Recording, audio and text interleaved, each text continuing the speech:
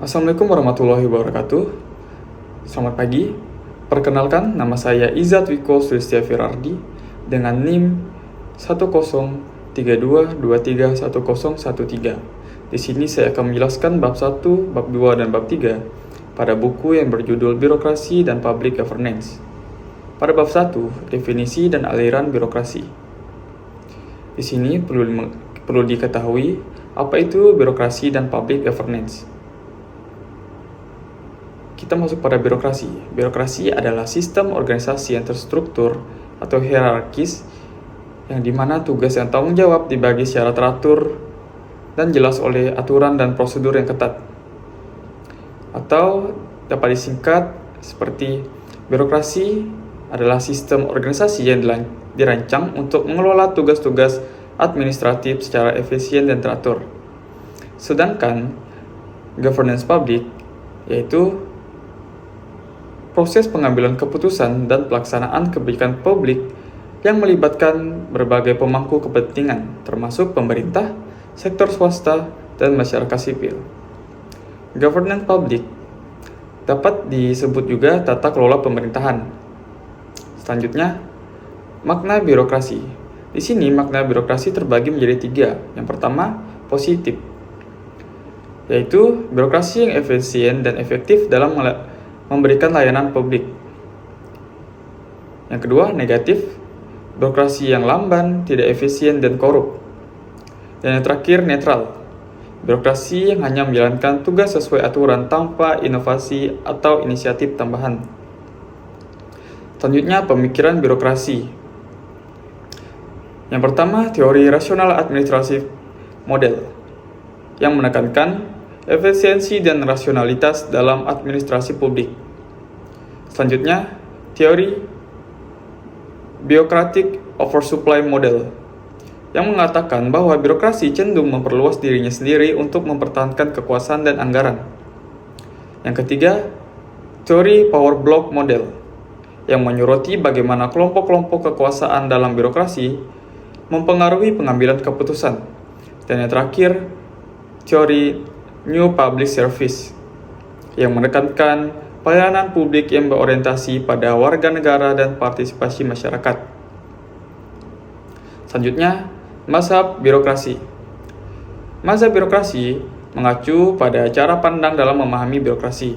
Yang pertama, birokrasi pemerintahan umum yang memiliki fokus pada administrasi umum dan pelaksanaan kebijakan pemerintah. Yang kedua, birokrasi pembangunan, fokus pada perencanaan dan pelaksanaan program pembangunan. Yang ketiga, birokrasi pelayanan yang memiliki fokus pada pemberian layanan langsung kepada masyarakat. Selanjutnya, bab 2. Pemikiran Weber tentang birokrasi. Konsep pemikiran Weber tentang birokrasi. Yang pertama, hierarki otoritas. Struktur organisasi yang jelas dengan tingkatan otoritas yang berbeda, di mana setiap level memiliki wewenang dan tanggung jawab yang spesifik. Yang kedua, pemisahan pekerjaan dan posisi. Setiap anggota organisasi memiliki tugas dan tanggung jawab yang terdefinisi dengan jelas, sesuai dengan posisi mereka dalam hierarki.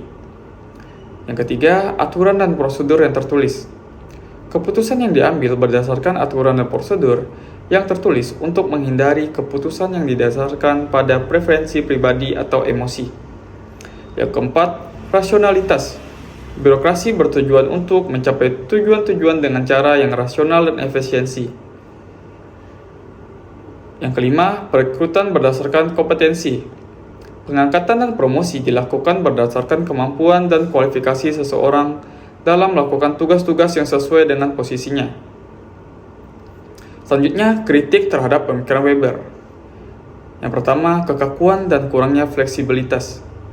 Birokrasi sering dianggap terlalu kaku, tidak fleksibel, sehingga sulit beradaptasi dengan perubahan lingkungan atau situasi yang dinamis. Yang kedua, dehumanisasi.